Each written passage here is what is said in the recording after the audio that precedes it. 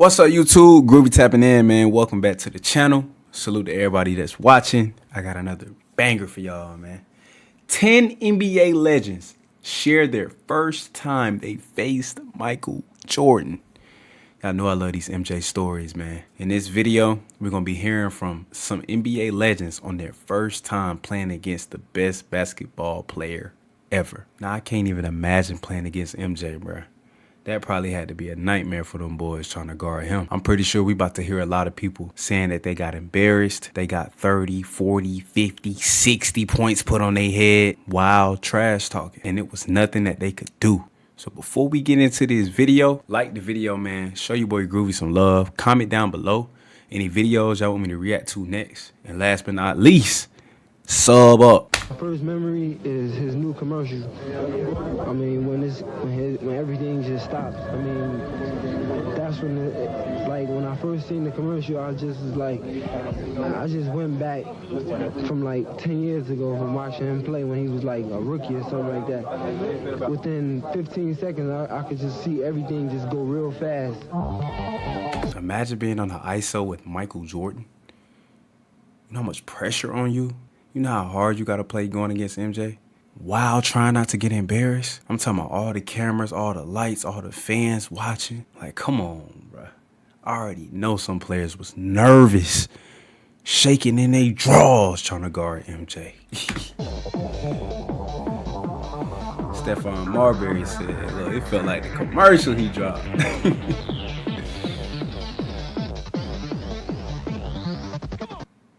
Do you remember the first time you saw Michael Jordan play? Even if you weren't old enough to see him play on live television, there was always a special feeling when he was on your screen. You knew this guy was doing something on the court that wasn't seen before. From the beginning of his career, Jordan had a way of drawing people to him. Fans and players were amazed at his skills on the court, his ability to score from anywhere, his defensive prowess, and his famous gravity-defying dunks. So many fans shared their first time watching Jordan, and I want to do a video of just 10 NBA legends sharing their first time facing Michael Jordan and what that felt like when they were on the same court as him. So we will start with number 10, Isaiah Thomas. Michael Jordan and Isaiah shared an intense and highly competitive rivalry, especially in the 80s and early 90s, Pistons. when the Detroit Pistons and the Chicago Bulls faced off in several heated playoff series. Even though they do have some tension, they respect each other's game. And you will see this here when Isaiah Thomas shared a story of meeting Jordan for the first time. And I look at Jordan like it was like, when he walked in, it was like, damn.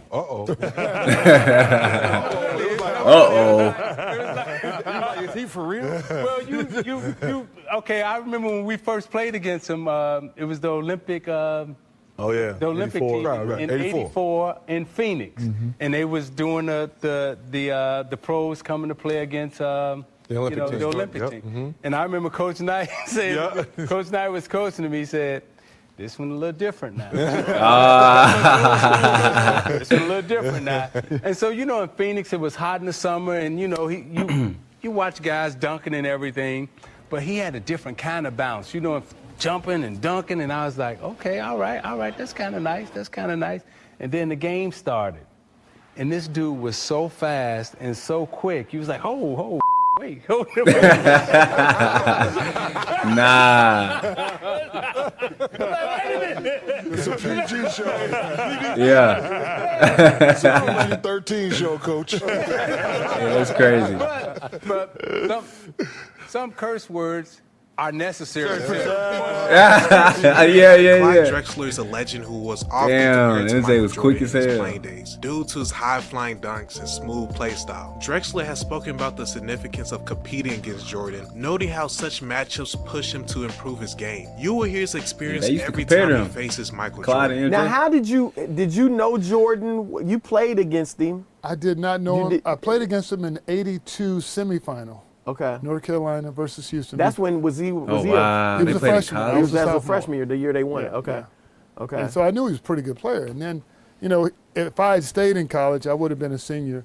The '84 Olympic team, Bobby Knight sent me a letter saying, I want you and Jordan to head my Olympic team in '84. Okay. But I ended up going to the NBA.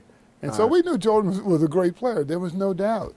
And so Michael Thompson and I were saying, you got to pick this guy regardless of positions or who you have. You need good players. Yeah. I know he's going to come at me, and guess what? He knows I'm coming at him. Yeah. I'm going to play my game. If you get in my way, I'm going to knock your nose off. Yeah. Same way with him. We're going to compete. Jason Kidd, one of the greatest point guards in NBA history, was known to impact the game in many ways. And in fact, he had 25 points, 15 rebounds, 11 assists, and 6 steals against Michael Jordan and the Bulls. Kidd looked up to Jordan as the epitome of greatness Jason in Kidd. basketball. That was the first day. You remember that game? Yeah. Was that in Dallas? That was in Dallas. Yes. 9th game of that season. Yes. Was that the game where He took it easy on me. He did. He only had 36 points, and they won by 6 in overtime. 36, but you didn't take and he it took easy it on him. easy? Do you remember what you did? I fouled out. 25, 15, 11, and 6 steals. None of those steals were against when I was guarding him.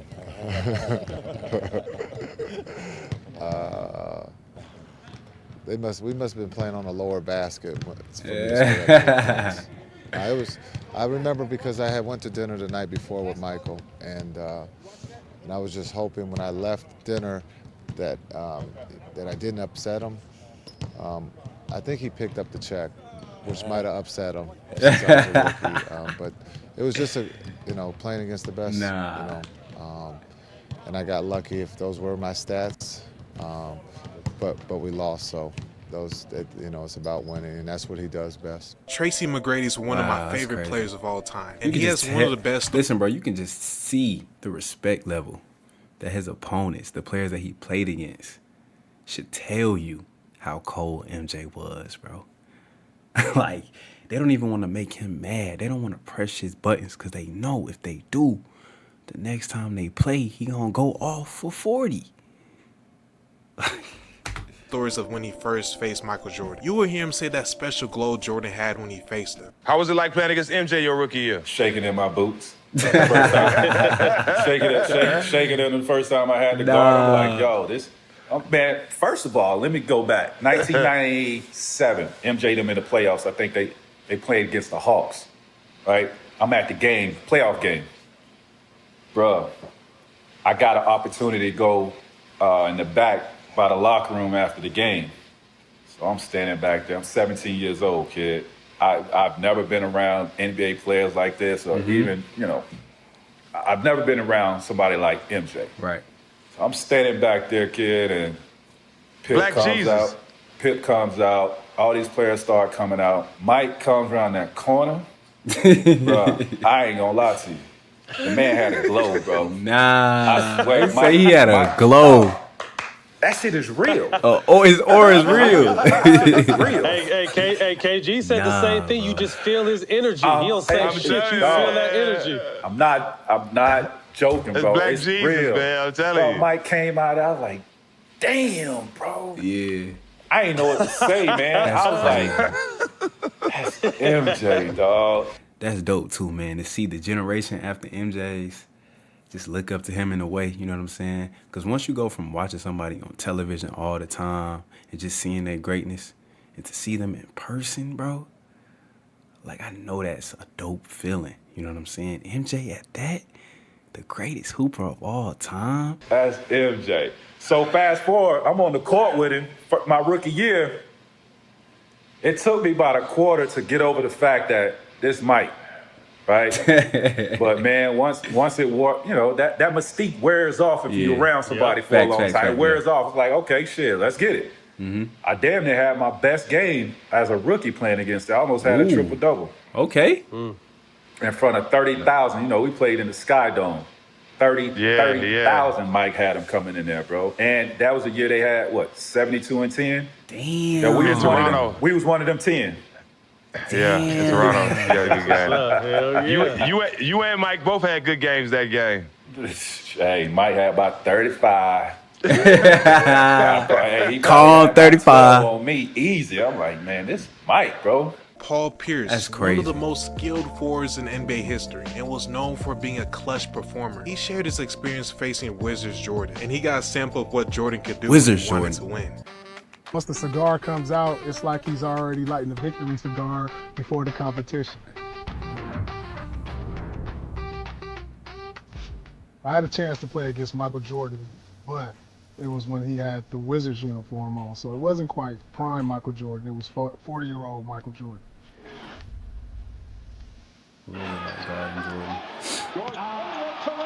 Damn, he dishing at me. I remember he still was a phenomenal athlete.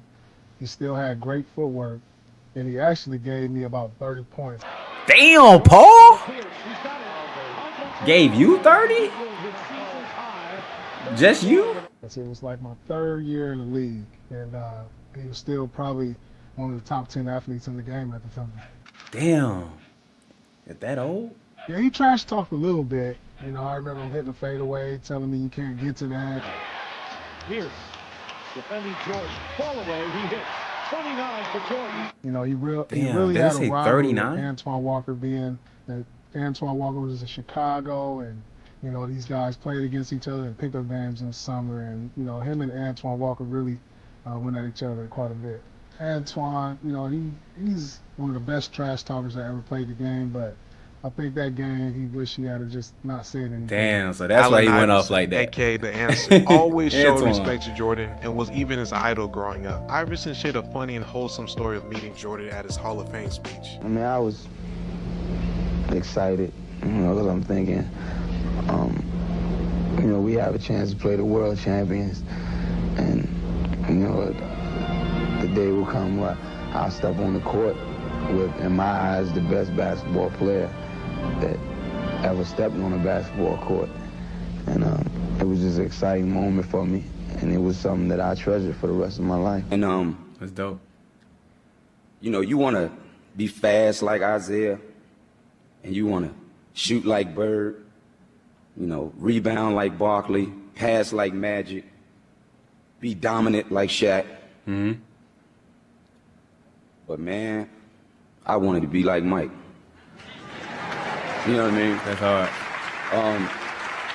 I remember the first time I played against him, and I walked out on the court, and I looked at him, and for the first time in my life, a human being didn't look real to me. You know what I mean? Like, I don't know if y'all watch the Chappelle show, but nah, that's crazy. He talk about a certain incident where somebody seen Rick James. And like, I literally seen his aura. Like, like it looked like he was glowing. Shaq's story about meeting Michael Jordan for the first time is quite surprising, because coming from one of the most intimidating players in NBA history, he said he was terrified playing against him, especially when he scored 64 points on his Orlando Magic team. 64? Hold on. MJ dropped 64 points on y'all? God damn, he was cooking y'all, Shaq. Experience of facing him. Overtime. What? The statute of limitations up. I was terrified out there. Were you really? Yeah. He said terrified. Yeah. You gave him how long? For how long? Right when you took the floor? No, the whole game.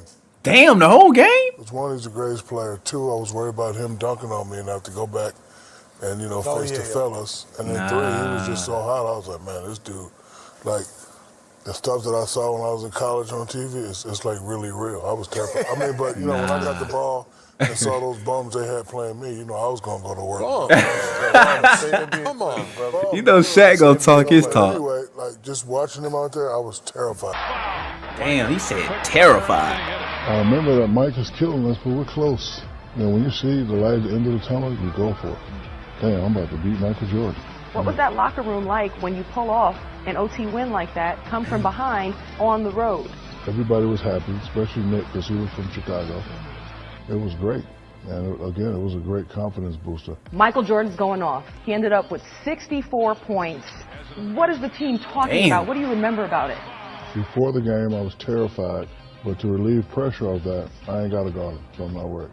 Second thing I said, I can't let him dunk on me. That's not going to happen. Facts. So it was a play when he comes baseline. Jordan turns and faces. Uh-oh. Ooh, fouled him hard. That might really hit him hard. I had to touch him up. Because one, I'm not getting dunked on, because I'll never live that down from family members. Facts. Homeboys, barbershops. That'll be a poster forever.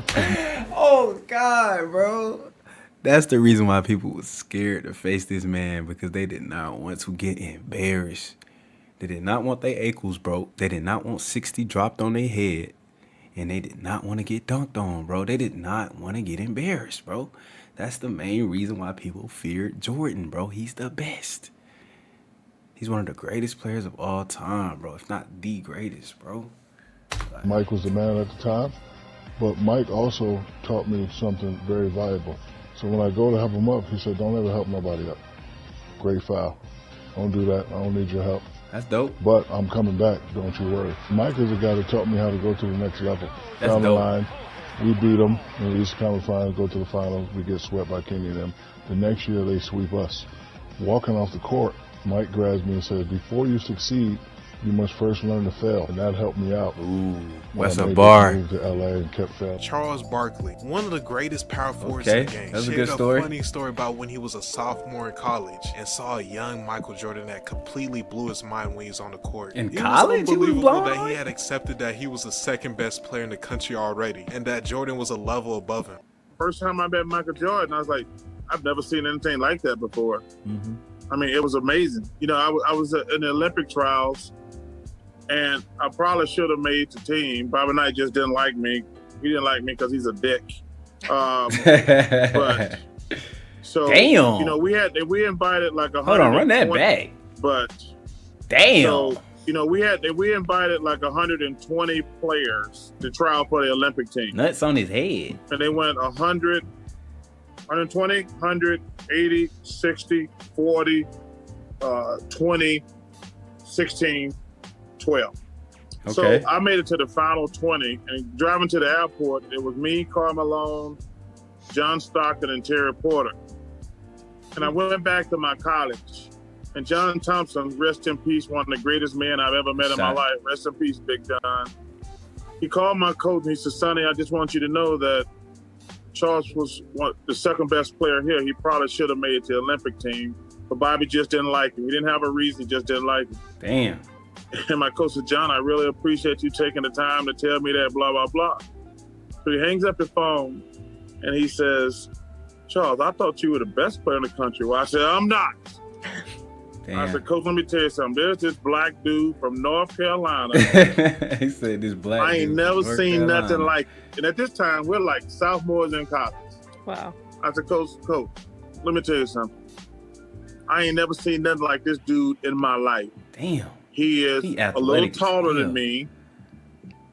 He's really lanky. He's really black. But he can outrun everybody. He can outjump everybody. And I ain't never seen anything like it in my life. Wow. He said, what's his name? I said, Michael Jordan. I said, we hit it off really good. For some reason, we like each other. I think that we both small town guys. But I was killing these dudes.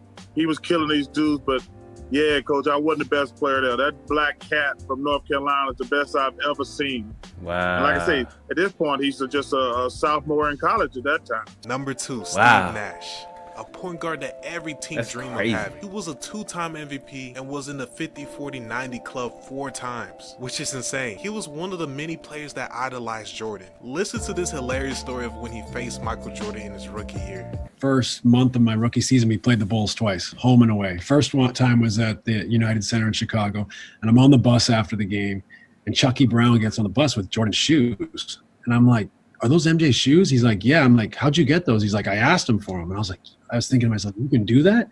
And so 2 weeks later, they come to Phoenix and we play. And I posted a picture on Instagram, you know, the day of the first episode of The Last Dance, and just saying, you know, he was my hero. And there's this picture of me as a rookie and Jordan, and we're having a laugh. And what happened was I got switched on to him. You know, he backed me down to the post, did his little, you know, shake and hit a fadeaway on me. We go down the other end, someone gets fouled shooting a free throw. So I'm standing there as the point guard behind the shooter, and he comes over to me and he says, you were at a slight disadvantage.